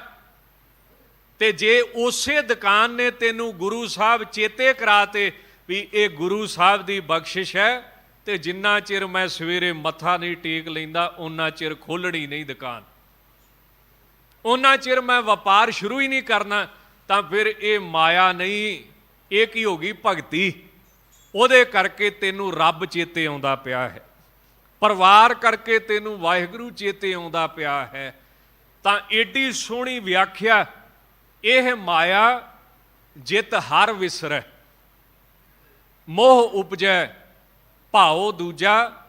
ਲਾਇਆ ਵਾਹਿਗੁਰੂ ਨੂੰ ਭੁੱਲ ਜਾਈਦਾ ਤੇ ਸੰਸਾਰ ਦੀਆਂ ਵਸਤੂਆਂ ਦੇ ਨਾਲ ਮੋਹ ਪੈਦਾ ਹੋ ਜਾਂਦਾ ਹੈ। ਧੰਨ ਗੁਰੂ ਰਾਮਦਾਸ ਸਾਹਿਬ ਮਹਾਰਾਜ, ਜਿਨ੍ਹਾਂ ਸਤਿਗੁਰਾਂ ਨੂੰ ਆਪਣੀ ਬਾਕੀ ਦੀ ਉਮਰ ਦੇ ਕੇ ਗੁਰਤਾ ਗੱਦੀ ਤੇ ਬਿਠਾਇਆ, ਐਸੇ ਸਤਿਗੁਰੂ ਗਰੀਬ ਨਵਾਜ਼ ਅੱਜ ਪਾਵਨ ਪਵਿੱਤਰ ਗੌੜੀ ਕੀ ਵਾਰ ਦੇ ਵਿੱਚ ਆਪਣਾ ਪਵਿੱਤਰ ਉਪਦੇਸ਼ ਬਖਸ਼ਿਸ਼ ਕਰਕੇ ਦੇ ਰਹੇ ਨੇ। ਇਸ ਸਾਰੇ ਹੀ ਸ਼ਲੋਕ ਦਾ ਭਾਵ ਕਿ ਕਿਸੇ ਨਾਲ ਈਰਖਾ ਨਾ ਕਰੋ, ਕਿਸੇ ਦੀ ਤਰੱਕੀ ਵੇਖ ਕੇ ਨਾ ਸੜੋ। ਜੇ ਤੁਸੀਂ ਕਿਸੇ ਦੀ ਤਰੱਕੀ ਦੇਖ ਕੇ ਉਹ ਤੋਂ ਸੜਦੇ ਹੋ, ਈਰਖਾ ਕਰਦੇ ਹੋ, ਉਹਦੀ ਨਿੰਦਿਆ ਕਰਦੇ ਹੋ, ਚੁਗਲੀਆਂ ਕਰਦੇ ਹੋ, ਤਾਂ ਮਹਾਰਾਜ ਕਹਿੰਦੇ ਫਿਰ ਇਹ ਗੱਲ ਚੰਗੀ ਨਹੀਂ। ਅੱਜ ਦੇ ਸ਼ਬਦ ਦਾ ਭਾਵ ਇਹ ਹੈ, ਅੱਜ ਭਾਵੇਂ ਸਾਇੰਸ ਨੇ ਕਿੱਡੀ ਵੱਡੀ ਤਰੱਕੀ ਕਰ ਲਈ ਹੈ, ਪਰ ਇੱਕ ਸੱਜਣ ਨੇ ਬੜਾ ਸੋਹਣਾ ਲੇਖ ਕੇ ਪੁਸਤਕ ਲਿਖੀ ਸੀ ਨਾ, ਮਾਡਰਨ ਮੈਨ, ਆਧੁਨਿਕ ਇਨਸਾਨ ਆਤਮਾ ਨੂੰ ਲੱਭਦਾ ਹੋਇਆ, ਆਤਮਾ ਦੀ ਭਾਲ 'ਚ ਸਮੁੰਦਰ ਲੱਭ ਲਿਆ, ਚੰਦਰਮਾ ਲੱਭ ਲਿਆ, ਮੰਗਲ ਗ੍ਰਹਿ ਲੱਭ ਲਿਆ, ਪਰ ਆਤਮਾ ਗਵਾਚ ਗਈ। ਆਧੁਨਿਕ ਮਨੁੱਖ ਦੇ ਕੋਲੋਂ ਕਿਹੜੀ ਚੀਜ਼ ਚਲੇਗੀ? ਕਹਿੰਦੇ ਆਤਮਾ ਚਲੇਗੀ, ਇਹਦੀ ਆਤਮਾ ਖਤਮ ਹੋ ਗਈ। ਅੱਜ ਲੋੜ ਹੈ ਆਤਮਾ ਜਗਾਉਣ ਦੀ, ਤੇ ਗੁਰਬਾਣੀ ਕਹਿੰਦੀ ਹੈ ਤੂੰ ਕਿਸੇ ਨਾਲ ਈਰਖਾ ਨਾ ਕਰ, ਦਵੈਸ਼ ਨਾ ਕਰ, ਰੋਸ ਨਾ ਕਾਹੂ ਸੰਗ ਕਰੋ। ਆਪਨ ਆਪ ਵਿਚਾਰ, ਆਪਣੀ ਆਤਮਾ ਬਾਰੇ ਵਿਚਾਰ ਕਰ ਵੀ ਜਿਹੋ ਜੀ ਆਤਮਾ, ਜਿਹੋ ਜਿਹਾ ਆਪ, ਉਹੋ ਜਿਹਾ ਹੀ ਅਗਲਾ। ਜੇ ਤੈਨੂੰ ਭੁੱਖ ਲੱਗਦੀ ਤੇ ਉਹਨੂੰ ਵੀ ਲੱਗਦੀ ਹੈ, ਜੇ ਤੂੰ ਤਰੱਕੀ ਚਾਹੁੰਦਾ ਤੇ ਉਹ ਵੀ ਚਾਹੁੰਦਾ ਹੈ, ਜੇ ਤੈਨੂੰ ਦੁੱਖ ਚੰਗਾ ਨਹੀਂ ਲੱਗਦਾ ਤੇ ਅਗਲੇ ਨੂੰ ਵੀ ਨਾ ਦੇ, ਉਹਨੂੰ ਵੀ ਨਹੀਂ ਚੰਗਾ ਲੱਗਦਾ। ਰੋਸ ਨਾ ਕਾਹੂ ਸੰਗ ਕਰੋ, ਆਪਨ ਆਪ ਵਿਚਾਰ, ਹੋਏ ਨਿਮਾਣਾ ਜਗ ਰਹੋ, ਨਾਨਕ ਨਦਰੀ ਪਾਰ।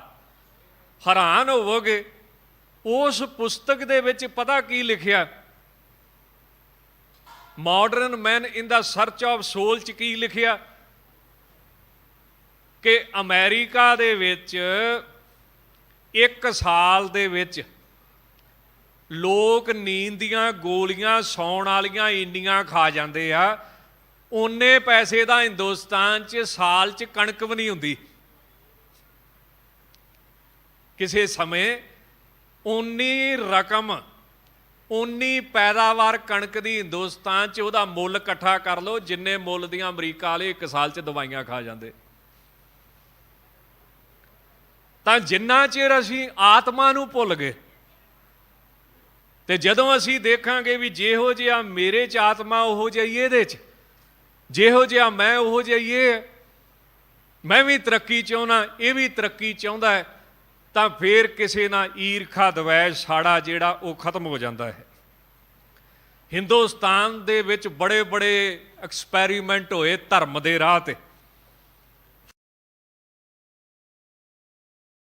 ਫਲਾਨੀ ਚੀਜ਼ ਖਾਂਦਿਆਂ ਮਨ ਸ਼ਾਂਤ ਹੋ ਜਾਂਦਾ ਹੈ, ਫਲਾਨੀ ਸਾਧਨਾ ਕਰਨ ਨਾਲ ਆਹ ਚੀਜ਼ ਪ੍ਰਾਪਤ ਹੁੰਦੀ, ਫਲਾਨੀ ਸਾਧਨਾ ਨਾਲ ਹਰ ਪੱਖ ਦੀ ਖੋਜ ਹੋਈ। ਅਖੀਰ ਮਹਾਤਮਾ ਬੁੱਧ ਨੇ ਇੱਕ ਨਿਚੋੜ ਕੱਢਿਆ ਵੀ ਬੰਦਾ ਕਿਸ ਤਰ੍ਹਾਂ ਸੁਖੀ ਹੋਵੇ, ਇਹਨੂੰ ਸੁੱਖ ਕਿਸ ਤਰ੍ਹਾਂ ਮਿਲੇ। ਤਾਂ ਉਹਨਾਂ ਨਿਚੋੜ ਕੱਢਿਆ। ਉਸ ਨਿਚੋੜ ਨੂੰ ਗੁਰਬਾਣੀ ਨੇ ਇੱਕ ਪੰਕਤੀ ਦੇ ਵਿੱਚ ਦੱਸਿਆ। ਉਹਨਾਂ ਨਿਚੋੜ ਕੱਢਿਆ 4 ਚੀਜ਼ਾਂ। ਪਹਿਲੀ ਮੁੱਦਤਾ, ਦੂਸਰਾ ਮੈਤਰੀ, ਤੀਸਰਾ ਕਰੁਣਾ ਤੇ ਚੌਥੀ ਅਪੇਖਿਆ। ਇਹ ਮਹਾਤਮਾ ਬੁੱਧ ਦੀ ਖੋਜ ਹੈ ਜਿਹਨੂੰ ਬਾਅਦ ਦੇ ਵਿੱਚ ਗ੍ਰੰਥਾਂ ਦੇ ਵਿੱਚ ਦਰਜ ਕੀਤਾ ਗਿਆ। ਤਾਂ ਮਹਾਤਮਾ ਕਹਿੰਦੇ ਜੇ ਤੁਸੀਂ ਇਹ 4 ਚੀਜ਼ਾਂ ਤੋਂ ਚੱਲੋਗੇ ਤਾਂ ਤੁਹਾਨੂੰ ਅਸਲੀ ਸੁੱਖ ਦੀ ਪ੍ਰਾਪਤੀ ਹੋਊਗੀ। ਮਨ ਜਿਹੜਾ ਉਹ ਆਪਣੇ ਆਪ ਸ਼ਾਂਤ ਹੋ ਜਾਵੇਗਾ, ਪਰ ਉਹਦੇ ਵਾਸਤੇ ਕਹਿੰਦੇ 4 ਤੇ ਚੱਲਣਾ ਜ਼ਰੂਰੀ ਹੈ। ਤੇ ਗੁਰਬਾਣੀ ਨੇ ਇਹਨਾਂ 4 ਨੂੰ ਇੱਕ ਤੁਕ ਦੇ ਵਿੱਚ ਕਿਹਾ। ਉਹ ਕੀ? ਪਰ ਕਾ ਬੁਰਾ ਨਾ ਰਾਖੋ ਚੀਤ, ਤੁਮਕੋ ਦੁੱਖ ਨਹੀਂ ਭਾਈ ਮੀਤ। ਤੂੰ ਕਿਸੇ ਦਾ ਬੁਰਾ ਨਾ ਕਰ, ਬੁਰਾ ਨਾ ਸੋਚ, ਤੈਨੂੰ ਵੀ ਦੁੱਖ ਨਹੀਂ ਆਵੇਗਾ। ਧੰਨ ਬਾਬਾ ਫਰੀਦ ਸਾਹਿਬ ਨੇ ਵੀ ਇਹਨੂੰ ਆਪਣੇ ਸ਼ਲੋਕ ਦੇ ਵਿੱਚ ਰੱਖਿਆ, ਜਿਸ ਨੂੰ ਆਪਾਂ ਬੜੇ ਪ੍ਰੇਮ ਦੇ ਨਾਲ ਪੜ੍ਹਦੇ ਹਾਂ, ਜਿਹਨੂੰ ਬਾਬਾ ਫਰੀਦ ਸਾਹਿਬ ਕਹਿੰਦੇ ਵੀ ਗੁੱਸਾ ਮਨ ਨਾ ਹੰਢਾਏ। ਜਿਸ ਦਾ ਫਲ ਕੀ ਹੈ ਕਿ ਸਰੀਰ ਵੀ ਅਰੋਗ ਰਹੇਗਾ। ਗੁਰਮਤਿ ਕੀ ਹੈ ਭਾਈ? ਨਿਚੋੜ। ਗੁਰੂ ਗ੍ਰੰਥ ਸਾਹਿਬ ਕੀ ਹੈ? ਨਿਚੋੜ। 10 ਪਾਤਸ਼ਾਹੀਆਂ ਦੀ ਜੋਤ ਤੇ ਸੰਸਾਰ ਦੇ ਧਾਰਮਿਕ ਗ੍ਰੰਥਾਂ ਦਾ ਨਿਚੋੜ। ਸਿਮਰਤ ਵੇਦ ਪੁਰਾਨ, ਪੁਕਾਰਨ ਪੋਥੀਆਂ, ਨਾਮ ਬਿਨਾ ਸਭ ਕੂੜ, ਗਾਲੀ ਹੋਸ਼ੀਆਂ, ਸਾਰੇ ਗ੍ਰੰਥਾਂ ਦਾ ਨਿਚੋੜ ਕੱਢਿਆ ਹੈ। ਬਹੁ ਸ਼ਾਸਤਰ, ਬਹੁ ਸਿਮਰਤੀ, ਪੇਖੇ ਸਰਬ ਢੰਡੋਲ, ਪੂਜਸ ਨਾਹੀ ਹਰ ਹਰੇ, ਨਾਨਕ ਨਾਮ ਅਮੋਲ। ਤਾਂ ਜਿੰਨਾ ਚਿਰ ਅਸੀਂ ਆਪਣੇ ਮਨ 'ਚੋਂ ਕਿਸੇ ਦਾ ਬੁਰਾ ਨਹੀਂ ਕੱਢਦੇ, ਉਹਨਾਂ ਚਿਰ ਭਲਾ ਕਿਵੇਂ ਹੋਵੇਗਾ। ਤਾਂ ਮਹਾਰਾਜ ਧੰਨ ਗੁਰੂ ਰਾਮਦਾਸ ਸਾਹਿਬ ਇਸ ਗੱਲ ਉੱਤੇ ਆਉਂਦੇ ਨੇ। ਸਤਿਗੁਰੂ ਕਿਰਪਾ ਕਰਦੇ ਹੋਏ ਫਰਮਾਉਂਦੇ ਨੇ, ਸ਼ਲੋਕ ਮਹੱਲਾ ਚੌਥਾ, ਥੋੜਾ ਜਿਹਾ ਧਿਆਨ ਦੇ ਨਾਲ ਸੁਣਨ ਦੀ ਕਿਰਪਾਲਤਾ ਕਰਨੀ। ਜਿਸ ਅੰਦਰ ਤਾਤ ਪਰਾਈ ਹੋਵੇ, ਤਿਸ ਦਾ ਕਦੇ ਨਾ ਹੋਵੇ ਭਲਾ। ਤਾਤ ਮੈਨੇ ਤਪਤ, ਅੱਗ। ਪਰਾਏ ਵਾਸਤੇ ਅੱਗ ਲੱਗੀ ਪਈ ਹੈ, ਪਰਾਏ ਨੂੰ ਵੇਖ ਕੇ ਸੜਦਾ ਰਹਿੰਦਾ ਹੈ। ਇਹਦਾ ਵੈਸੇ ਤਰੀਕਾ ਵੀ ਦੱਸਿਆ ਮਹਾਰਾਜ ਨੇ। ਜੇ ਕੋਈ ਤਰੀਕਾ ਪੁੱਛੇ ਨਾ, ਕੋਈ ਤਰੀਕਾ ਹੈ ਵੀ ਮੇਰਾ ਮਨ ਸ਼ਾਂਤ ਹੋ ਜੇ, ਤਾਂ ਮਹਾਰਾਜ ਕਹਿੰਦੇ ਕੰਮ ਤੇ ਬੜਾ ਸੌਖਾ ਹੈ, ਪਰ ਤੂੰ ਆਣ ਕੇ ਬਹਿੰਦਾ ਨਹੀਂ, ਟਾਈਮ ਨਹੀਂ ਕੱਢਦਾ। ਉਹ ਤਰੀਕਾ ਕਿਹੜਾ ਬਈ? ਜਿਹਦੇ ਨਾਲ ਮਨ ਸ਼ਾਂਤ ਹੋ ਜੇ, ਤਾਤ ਪਰਾਈ ਮਰ ਜਾਵੇ। ਤਾਂ ਫਿਰ ਮਹਾਰਾਜ ਕਹਿੰਦੇ ਬਿਸਰ ਗਈ ਸਭ ਤਾਤ ਪਰਾਈ, ਜਬ ਤੇ ਸਾਧ ਸੰਗਤ ਮੋਏ ਪਾਈ। ਪਰ ਗੱਲ ਇਹ ਹੈ ਵੀ ਸਾਧ ਸੰਗਤ ਵਿੱਚ ਬੈਠਣਾ ਪੈਂਦਾ ਆਣ ਕੇ। ਤਾਂ ਪਹਿਲਾਂ ਹੀ ਕੀ ਸੀ? ਮੁੱਦਤਾ, ਮੁਦਿਤ ਹੋਣਾ। ਵੀ ਇਹ ਫਲਾਨਾ ਬੰਦਾ, ਜਿਵੇਂ ਕਹਿ ਦਿੰਦੇ ਆ ਵੀ ਇਹ ਤਾਂ ਮੂੰਗਫਲੀਆਂ ਵੇਚਦਾ ਹੁੰਦਾ ਸੀ, ਕੇਲਿਆਂ ਦੀ ਰੇਹੜੀ ਲਾਉਂਦਾ ਹੁੰਦਾ ਸੀ, ਜਾਂ ਬਿਰਲਾ, ਟਾਟਾ ਬਿਰਲਾ ਮੰਨੇ ਗਏ ਨੇ ਬੜੇ ਵੱਡੇ, ਜਿਹੜੇ ਬਿਰਲਾ ਸੀ ਵੱਡਾ ਬਜ਼ੁਰਗ, ਉਹ ਆਪਣੇ ਚਨੇ ਵੇਚਦੇ ਹੁੰਦੇ ਸੀ। ਇੱਕ ਦਿਨ ਐਸਾ ਸਮਾਂ ਆਇਆ ਕਿ ਗੜਵੀ ਜਿਹੜੀ ਸੀ ਉਹ ਉਧਾਰ ਰੱਖ ਕੇ ਰੋਟੀ ਖਾਣੀ ਪਈ। ਕੋਈ ਸਮਾਂ ਸੀ ਗੁੜ ਵੇਚਦੇ ਰਹੇ, ਤਾਂ ਮੁਦਿਤ ਹੋਣਾ ਵੀ ਵਾਹਿਗੁਰੂ ਨੇ ਵੇਖੋ ਉਹਨੂੰ ਚੁੱਕ ਕੇ ਕਿੱਥੇ ਲੈ ਗਿਆ ਪਰਮੇਸ਼ਰ। ਇਦਾਂ ਪ੍ਰਸੰਨ ਹੋਣਾ, ਇਹ ਨਹੀਂ ਵੀ ਉਹਦੇ ਨਾਲ ਸੜ ਜਾਣਾ ਵੀ ਕੱਲ ਤੇ ਰੇੜੀ ਲਾਉਂਦਾ ਸੀ ਅੱਜ ਇਹ ਤਗੜਾ ਸ਼ਾਹੂਕਾਰ ਬਣਿਆ ਫਿਰਦਾ। ਮੁਦਿਤ। ਨੰਬਰ 2 ਮੈਤਰੀ, ਬਰਾਬਰ ਵਾਲਿਆਂ ਨਾਲ ਵੀ ਜੇ ਸਾਡੇ ਘਰ ਕੋਈ ਖੁਸ਼ੀ ਆਈ ਤੇ ਤੂੰ ਸਾਡੇ ਘਰ ਡੱਬਾ ਲੈ ਕੇ ਆਈ, ਜੇ ਤੇਰੇ ਘਰ ਕੋਈ ਖੁਸ਼ੀ ਦਾ ਮੌਕਾ ਆਇਆ ਅਸੀਂ ਤੇਰੇ ਘਰ ਡੱਬਾ ਲੈ ਕੇ ਆਵਾਂਗੇ। ਬਰਾਬਰ ਦਿਆਂ ਦੇ ਨਾਲ ਕੀ ਕਰਨਾ, ਮੈਤਰਤਾਈ ਮਿੱਤਰ ਭਾਵ ਸੰਬੰਧ, ਮੈਤਰਾਈ ਜਿਹਨੂੰ ਕਹਿ ਦਿੰਦੇ। ਤੀਸਰਾ ਕੀ, ਕਰੁਣਾ ਮੈਨੇ ਤਰਸ ਆਪਣੇ ਤੋਂ ਛੋਟੇ ਤੇ। ਜਿਵੇਂ ਕੋਈ ਵਿਦਵਾਨ ਸੱਜਣ ਤੁਰਿਆ ਜਾਂਦਾ ਸੀ, ਉਹਨੇ ਦੇਖਿਆ ਵੀ ਖੂਹ ਦੇ ਵਿੱਚ ਬੰਦਾ ਡਿੱਗਾ ਹੈ, ਤਾਂ ਖੂਹ ਦੇ ਵਿੱਚੋਂ ਆਵਾਜ਼ ਆਈ, ਉਹਨਾਂ ਨੂੰ ਤਰਸ ਆ ਗਿਆ। ਉਹ ਜਦੋਂ ਖੂਹ ਦੇ ਵਿੱਚੋਂ ਝੋਕ ਕੇ ਉਹਨੂੰ ਕੱਢਣ ਲੱਗੇ ਤਾਂ ਉਹ ਹੱਥ ਪਹੁੰਚੇ ਨਾ, ਤਾਂ ਉਹ ਵਿਦਵਾਨ ਸੱਜਣ ਕਹਿਣ ਲੱਗਾ ਵੀ ਇਸ ਤਰ੍ਹਾਂ ਨਹੀਂ ਤੂੰ ਨਿਕਲਣਾ, ਕੁਝ ਮੈਂ ਝੁਕਦਾ ਤੇ ਕੁਝ ਤੂੰ ਉੱਪਰ ਉੱਠ ਤੇ ਮੇਰਾ ਹੱਥ ਫੜ, ਫਿਰ ਮੈਂ ਤੈਨੂੰ ਬਾਹਰ ਕੱਢਾਂਗਾ। ਕਰੁਣਾ ਮੈਨੇ ਤਰਸ ਕਰਨਾ ਵੀ ਜਿਹੜਾ ਕੋਈ ਕੰਮ 'ਚ ਪਿੱਛੇ ਆ, ਵਪਾਰ 'ਚ ਪਿੱਛੇ ਆ, ਉਹਨੂੰ ਕਹਿਣਾ ਵੀ ਕੁਝ ਮੈਂ ਮਤ ਕਰਦਾ, ਪਰ ਕੱਲਾ ਮੈਂ ਵੀ ਮਤ ਕਰੂੰ ਗੱਲ ਬਣਦੀ ਨਹੀਂ, ਤੈਨੂੰ ਵੀ ਉੱਠਣਾ ਪੈਣਾ ਵਾ, ਤੈਨੂੰ ਵੀ ਮਿਹਨਤ ਕਰਨੀ ਪੈਣੀ। ਜਿਵੇਂ ਕਲਗੀਧਰ ਮਹਾਰਾਜ ਨੇ ਕੀ ਕੀਤਾ, ਇਨ ਗਰੀਬ ਸਿੱਖਣ ਕੋ ਦੇਉ ਬਾਦਸ਼ਾਹੀ ਯਾਦ ਕਰੇ ਹਮਰੀ ਗੁਰਿਆਈ। ਇਹਨਾਂ ਗਰੀਬ ਸਿੱਖਾਂ ਨੂੰ ਬਾਦਸ਼ਾਹ ਬਣਾ ਦਊਗਾ, ਸਰਦਾਰ ਬਣਾ ਦੂੰਗਾ। ਇਹਨੂੰ ਕਹਿੰਦੇ ਕਰੁਣਾ, ਵੀ ਅਸੀਂ ਤੇਰੀ ਮਤ ਕਰਾਂਗੇ ਪਰ ਤੈਨੂੰ ਵੀ ਮਿਹਨਤ ਕਰਨੀ ਪਊਗੀ। ਤੇ ਚੌਥੀ ਕੀ ਹੈ, ਉਪੇਖਿਆ। ਜਿਵੇਂ ਭਾਈ ਗੁਰਦਾਸ ਸਾਹਿਬ ਕਹਿੰਦੇ, ਪੱਥਰ ਘੜੇ ਵਰਤਣਾ। ਮੂਰਖ ਬੰਦੇ ਦਾ ਨਾ ਵੈਰ ਹੀ ਚੰਗਾ ਤੇ ਨਾ ਮੂਰਖ ਨਾਲ ਪ੍ਰੇਮ ਹੀ ਚੰਗਾ। ਜਿਵੇਂ ਭਾਈ ਗੁਰਦਾਸ ਸਾਹਿਬ ਕਹਿੰਦੇ, ਤੱਤਾ ਅੰਗਿਆਰ ਕੋਲਾ ਹੱਥ ਸਾੜਦਾ ਤੇ ਜੇ ਠੰਡਾ ਫੜੀਏ ਤੇ ਕਾਲੇ ਕਰੀ ਜਾਂਦਾ ਹੈ। ਮੂਰਖ ਦੇ ਨਾਲ ਵੈਰ ਵੀ ਨਹੀਂ ਚੰਗਾ ਤੇ ਪ੍ਰੇਮ ਵੀ ਨਹੀਂ ਚੰਗਾ। ਜਿਵੇਂ ਪੱਥਰ ਤੇ ਘੜੇ ਦਾ ਦ੍ਰਿਸ਼ਟਾਂਤ ਭਾਈ ਗੁਰਦਾਸ ਸਾਹਿਬ ਦਿੰਦੇ। ਇਹਨੂੰ ਗੁਰਬਾਣੀ ਨੇ ਇੱਕ ਤੁਕ 'ਚ ਰੱਖਿਆ, ਇੱਕ 'ਚ। ਤੂੰ ਸੁਖੀ ਹੋ ਜਾਏਗਾ ਜੇ ਇੱਕ ਕੰਮ ਕਰ ਲੈ। ਉਹ ਕੀ, ਪਰ ਕਾ ਬੁਰਾ ਨਾ ਰਾਖੋ ਚੀਤ, ਤੁਮਕੋ ਦੁੱਖ ਨਹੀਂ ਭਾਈ ਮੀਤ। ਤਾਂ ਸਤਿਗੁਰੂ ਕਹਿੰਦੇ, ਜਿੰਨਾ ਚਿਰ ਤੂੰ ਕਿਸੇ ਤਾਤ ਪਰਾਈ ਨਹੀਂ ਛੱਡਦਾ, ਉਹਨਾਂ ਚਿਰ ਤੇਰਾ ਭਲਾ ਨਹੀਂ ਹੋਣਾ। ਉਸ ਦੇ ਆਖਿਆ ਕੋਈ ਨਾ ਲੱਗੈ, ਨਿਤ ਉਜਾੜੀ ਪੁਕਾਰੇ ਖਲਾ। ਉਸ ਦੀਆਂ ਗੱਲਾਂ ਤੇ ਕੋਈ ਇਤਬਾਰ ਨਹੀਂ ਕਰਦਾ। ਉਹਦੀਆਂ ਗੱਲਾਂ ਇਸ ਤਰ੍ਹਾਂ ਬੇਅਰਥ ਹੋ ਜਾਂਦੀਆਂ ਨੇ, ਜਿਵੇਂ ਕੋਈ ਉਜਾੜ ਦੇ ਵਿੱਚ ਆਵਾਜ਼ਾਂ ਮਾਰਦਾ ਹੈ, ਜਿੱਥੇ ਸੁਣਨ ਵਾਲਾ ਕੋਈ ਨਹੀਂ, ਅਸਰ ਕਰਨ ਵਾਲਾ ਹੀ ਕੋਈ ਨਹੀਂ, ਤੇ ਖਲੋ ਕੇ ਕੂਕਦਾ ਰਹਿੰਦਾ ਹੈ। ਜਿਸ ਅੰਦਰ ਚੁਗਲੀ ਚੁਗਲੋ ਵੱਜੈ, ਕੀਤਿਆ ਕਰਤਿਆਂ ਉਸ ਦਾ ਸਭ ਗਿਆ। ਜਿਸ ਮਨੁੱਖ ਦੇ ਹਿਰਦੇ ਵਿੱਚ ਚੁਗਲੀ ਹੈ, ਉਹਦਾ ਨਾਮ ਦੁਨੀਆ ਵਿੱਚ ਚੁਗਲਖੋਰ ਮਸ਼ਹੂਰ ਹੋ ਜਾਂਦਾ ਹੈ। ਉਹਦੀ ਪਿਛਲੀ ਕਮਾਈ ਤੇ ਅੱਗੇ ਆਉਣ ਵਾਲੀ ਕਮਾਈ, ਜੋ ਪਿੱਛੇ ਕੀਤਾ ਤੇ ਅੱਗੇ ਨੂੰ ਕਰੇਗਾ, ਸਭ ਵਿਅਰਥ ਜਾਂਦਾ। ਕਿਉਂ? ਕਿਉਂਕਿ ਉਸ ਦੇ ਉੱਤੇ ਯਕੀਨ ਹੀ ਕੋਈ ਨਹੀਂ ਕਰਦਾ। ਨਿਤ ਚੁਗਲੀ ਕਰੇ ਅਣਹੋਂਦੀ ਪਰਾਈ, ਮੋਹ ਕੱਢ ਨਾ ਸਕੈ ਉਸ ਦਾ ਕਾਲਾ ਭਇਆ।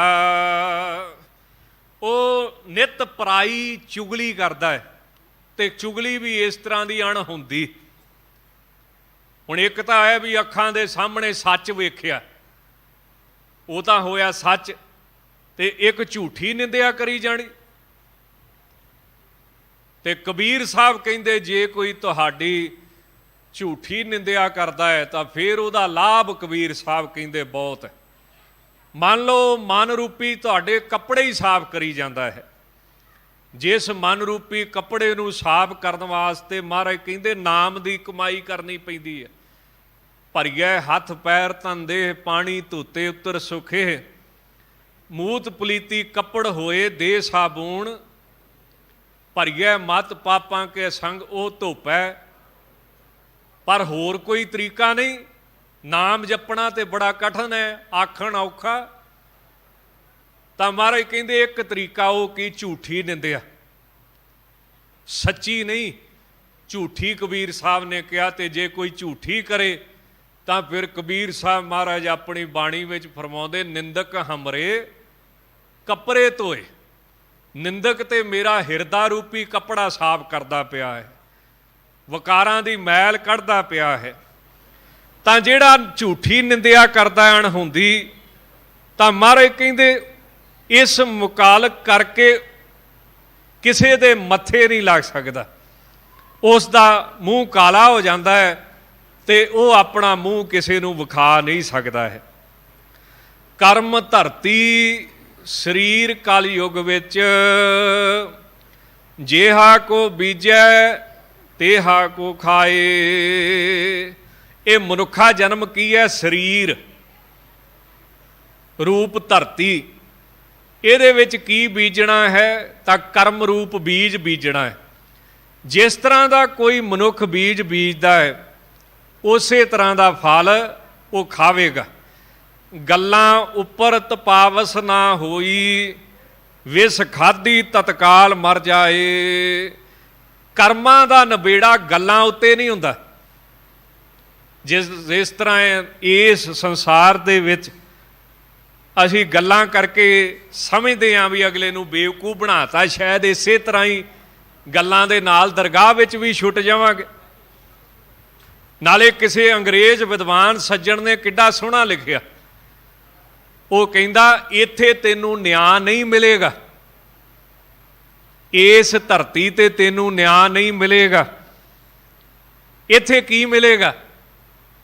ਅਸੀਂ ਤੇ ਸੋਚਦੇ ਵੀ ਨਿਆਂ ਹੁੰਦਾ ਇੱਥੇ। ਉਹ ਕਹਿੰਦਾ ਨਹੀਂ, ਆਈ ਤੇ ਭੁਲੇਖਾ ਸਾਰੀ ਦੁਨੀਆ। ਇੱਥੇ ਨਿਆਂ ਨਹੀਂ ਮਿਲਦਾ, ਇੱਥੇ ਕਾਨੂੰਨ ਮਿਲਦਾ ਵਾ। ਜੇ ਤਾਂ ਤੇਰੇ ਸਬੂਤ ਹੋਏ ਫੇਰ ਤੂੰ ਝੂਠਾ ਵੀ ਸੱਚਾ, ਤੇ ਜੇ ਨਾ ਹੋਏ ਫਿਰ ਸੱਚਾ ਵੀ ਝੂਠਾ। ਹੁਣ ਮੰਨ ਲਓ ਕਿਸੇ ਦੀ ਜਗ੍ਹਾ ਹੈ, ਕੋਈ ਬੰਦਾ ਕਬਜ਼ਾ ਕਰਕੇ ਬਹਿ ਗਿਆ ਤੇ ਕੇਸ ਚੱਲਦੇ ਨੂੰ 40 ਸਾਲ ਹੋ ਜਾਣੇ ਆ, ਜਗ੍ਹਾ ਵੀ ਉਹਦੀ, ਨਾਮ ਵੀ ਉਹਦਾ, ਪਰ ਨਹੀਂ, ਇੱਥੇ ਤੈਨੂੰ ਨਿਆਂ ਨਹੀਂ ਮਿਲੇਗਾ। ਇੱਥੇ ਤੈਨੂੰ ਕਾਨੂੰਨ ਮਿਲੇਗਾ, ਕਾਨੂੰਨ। ਨਿਆਂ ਤੇ ਸਿਰਫ ਇੱਕ ਜਗ੍ਹਾ ਤੇ ਮਿਲਦਾ, ਉਹ ਕਿਹੜੀ ਹੈ? ਸੱਚੀ ਦਰਗਾਹ ਦੇ ਵਿੱਚ, ਜਿਹਨੂੰ ਗੁਰੂ ਗ੍ਰੰਥ ਸਾਹਿਬ ਮਹਾਰਾਜ ਕਹਿੰਦੇ ਪੂਰਾ ਨਿਆਓ ਕਰੇ ਕਰਤਾਰ। ਹੁਣ ਕਿੱਡੇ ਕਿੱਡੇ ਦੇਹ ਧਾਰੀ, ਜਿਨ੍ਹਾਂ ਦੇ ਔਗਣ ਸਾਰੇ ਸੰਸਾਰ 'ਚ ਪਤਾ, ਤੇ ਕੀ ਫਿਰ ਤੁਹਾਨੂੰ ਉਹਦਾ ਨਿਆਂ ਮਿਲ ਗਿਆ? ਕਿ ਆਪਣੇ ਸਰਸੇ ਵਾਲੇ ਅਖੌਤੀ ਸਾਧ ਨੂੰ ਕੁਝ ਹੋਇਆ ਅਜੇ ਤੱਕ? ਜਿਨ੍ਹਾਂ ਨੇ 1984 ਵਿੱਚ ਸਿੱਖਾਂ ਦੇ ਗਲਾਂ 'ਚ ਟਾਇਰ ਪਾਏ, ਕੀ ਨਿਆਂ ਮਿਲ ਗਿਆ? ਨਹੀਂ ਮਿਲੇਗਾ ਜੀ। ਇੱਥੇ ਕਾਨੂੰਨ ਆ। ਫੈਸਲਾ ਕੌਣ ਕਰੂਗਾ? ਤਾਂ ਮਹਾਰਾਜ ਕਹਿੰਦੇ ਪੂਰਾ ਨਿਆਓ ਕਰੇ ਕਰਤਾਰ। ਉਹ ਵਾਹਿਗੁਰੂ ਪਰਮੇਸ਼ਰ ਹੀ ਪੂਰਾ ਨਿਆਂ ਕਰ ਸਕਦਾ, ਫੈਸਲਾ ਕਰ ਸਕਦਾ ਹੈ। ਉਸ ਦੀ ਦਰਗਾਹ ਦੇ ਵਿੱਚ ਗੱਲਾਂ ਉੱਪਰ ਤਪਾਵਸ ਨਾ ਹੋਈ, ਗੱਲਾਂ ਬਾਤਾਂ ਨਾਲ ਉੱਥੇ ਨਹੀਂ ਤੇਰੇ ਤੋਂ ਬਚਿਆ ਜਾਵੇਗਾ, ਨਿਆਂ ਨਹੀਂ ਹੋਵੇਗਾ। ਦ੍ਰਿਸ਼ਟਾਂਤ ਦਿੱਤਾ ਬੜਾ ਸੋਹਣਾ, ਵਿਸ ਖਾਧੀ ਤਤਕਾਲ ਮਰ ਜਾਏ। ਜ਼ਹਿਰ ਖਾਧਾ, ਉਸੇ ਵੇਲੇ ਫੈਸਲਾ ਹੋ ਗਿਆ, ਮੌਤ ਹੋ ਗਈ। ਤੇ ਜੇ ਜ਼ਹਿਰ ਜ਼ਹਿਰ ਕਰੀ ਜਾਵੇ, ਜ਼ਹਿਰ ਦੀਆਂ ਗੱਲਾਂ ਹੀ ਕਰੀ ਜਾਵੇ, ਫੇਰ ਕੁਝ ਨਹੀਂ ਹੋਣਾ। ਜਿਹਨੂੰ ਭਾਈ ਗੁਰਦਾਸ ਸਾਹਿਬ ਨੇ ਕਹਿ ਦਿੱਤਾ ਵੀ ਜੇ ਖਾਂਡ ਖਾਂਡ ਕਹੇ ਜਿਹਬੋ ਨਾ ਸਵਾਦ ਮਿੱਠੂ ਆਵੇ, ਅਗਨ ਅਗਨ ਕਹੇ ਸੀਤ ਨਾ ਵਿਨਾਸ਼ ਹੈ, ਵੈਦ ਵੈਦ ਕਹੇ ਨਾ ਮਿਟਤ ਕਾਹੂ ਕੋ। ਵੈਦ ਵੈਦ ਕਿਆ ਕਿਸੇ ਦਾ ਰੋਗ ਨਹੀਂ ਹਟਦਾ, ਅੰਮ੍ਰਿਤ ਅੰਮ੍ਰਿਤ ਕਿਆ ਕਿਸੇ ਨੇ ਅਮਰ ਨਹੀਂ ਹੋਣਾ। ਜਿਵੇਂ ਜ਼ਹਿਰ ਦੀਆਂ ਗੱਲਾਂ ਕੀਤਿਆਂ ਬੰਦਾ ਨਹੀਂ ਮਰਦਾ, ਜ਼ਹਿਰ ਖਾਧਿਆਂ ਬੰਦਾ ਮਰਦਾ ਹੈ।